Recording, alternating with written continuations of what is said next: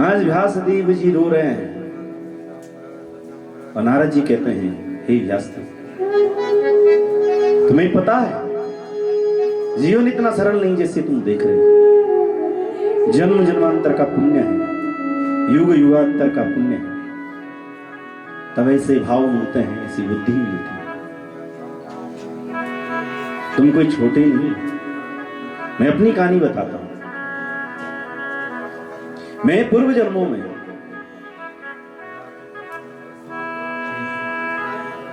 ब्राह्मणों के घर में मेरा जन्म हुआ। मेरी मां लोगों के घर में झाड़ू पोछा करती।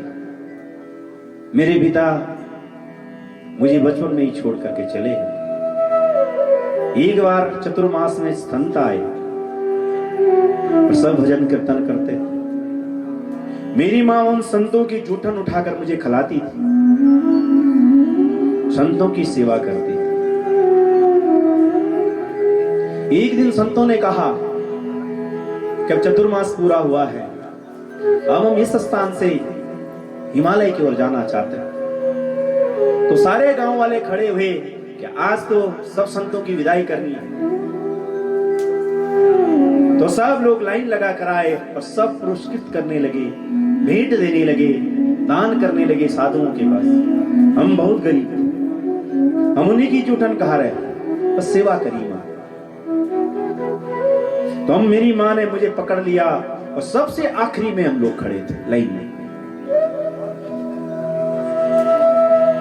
तो पहले जो जो लोग थे सबने दान कर दिया। मेरी मां अंतिम में आई, घुटने के बल बैठ गई और हाथ जोड़ने लगी। प्रभु, आप 4 महीने तक यहां रहे, सबने आपको कुछ न कुछ दिया है, पर मेरे पास देने लायक कुछ भी नहीं। हम तुम्हारी जूठन खाते थे, यही बस ये चाहते कि आशीर्वाद दे। संतों ने कहा, अरे माते, ऐसा क्यों बोल रही?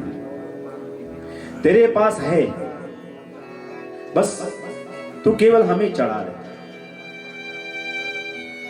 मेरी मां ने कहा, तुम्हें जो भी मेरे पास दिखता है मांग लो। और संतों ने कहा, ये बालक हम तुमसे मांगते हैं, ये हमें दे। और मेरी मां ने मुझे उठाया और संतों की गोदी में बैठा दिया और कहा कि मैं अपना पुत्र तुम्हें प्रदान करती हूं। तो मां कहने लगी, कब तक मेरे साथ रहेगा? जूठन खाएगा, संतों के साथ रहेगा तो जीवन में दिव्यता आएगी। संतों ने अपनी गोदी में बैठाया, हाथ रखे, न पीपल की छांव, न बट वृक्ष की, न किसी फलदार वृक्ष की, अपने हाथ से छाया बना। कोई कमल का आसन नहीं दिया, कोई मृग चर्म नहीं दिया, अपनी गोदी पर रख करके कान पर मंत्र भूका, ओम नमो भगवते वासुदेवाय। और कहा, बेटा, जब तक तेरी मां का जीवन है तब तक मां के साथ रहना, अहर्निश मंत्र को तू जपते रहना। और बाद में जब मां का शरीर शांत हो जाएगा तो तू कहीं दूर हिमालय में जाना और तपस्या करना। कालांतर में मां का भी देहांत हो गया है ना व्यासदेव। और फिर मैं जाकर के पर्वत में रहा और भगवान का नाम संकीर्तन में जपता रहा। तो जैसे ही मैं बहुत गहन ध्यान में चला गया तो भगवान ने कहा, इस जीवन का तुम्हारा समय पूर्ण हुआ है, अगली सृष्टि में तुम ब्रह्मा के मानस पुत्रों में से होंगे, तो तुम्हारा नाम नारद होगा, तुम नारायण के परम भक्त होंगे। ऐसा आशीर्वाद हम तुम्हें देते हैं।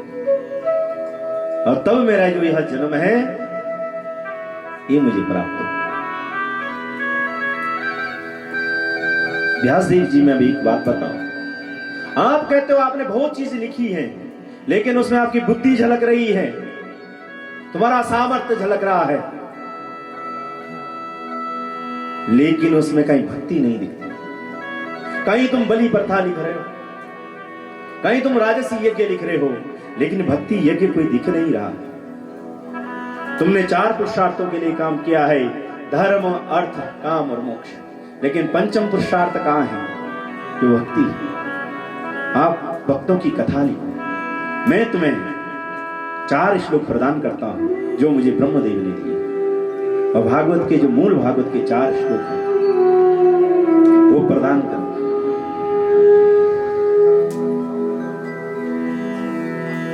धर्म और काम और मोक्ष के लिए हम 4 पुरुषार्थ के लिए सारा जीवन लगा देते हैं, और असली जो पंचम पुरुषार्थ है उसे हम छोड़ देते हैं। यहीं पर मनुष्य गलती कर जाता है। कोई भक्त है तो वो यहीं पर गलती करता है।